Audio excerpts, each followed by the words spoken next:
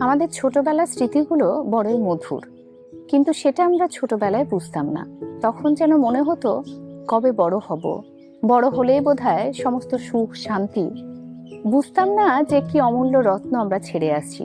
জীবনের এই প্রান্তে এসে এখন উপলব্ধি করি কি দিনগুলো আমরা হারিয়ে এসেছি, আর যেন ফিরে পাওয়া যাবে না সেসব মধুর দিনগুলো।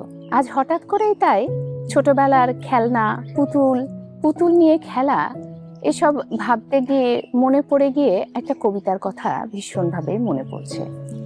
7-8টে 27 আমি বলেছিলাম বলে গুরু মশাই আমার পরে উঠল রাগে জ্বলে। মাগো তুমি 5 পয়সায় এবার রথের দিনে সেই যে রঙিন পুতুলখানি আপনি দিলে কিনে। খাতার নিচে ছিল ঢাকা, দেখালে এক ছেলে। গুরু মশাই রেগে মেগে ভেঙে দিলেন ফেলে। বললেন তোর দিন রাত্রির কেবল যত খেলা, একটুও তোর মন বসে না পড়াশোনার বেলা। মাগো আমি জানাই কাকে, ওর কি গুরু আছে? আমি যদি নালিশ করি এক্ষুনি তার কাছে।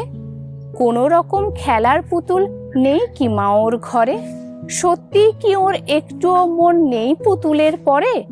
সকাল সাঁঝে তাদের নিয়ে করতে গিয়ে খেলা, কোনো পড়ায় করেননি কি কোনো রকম হেলা?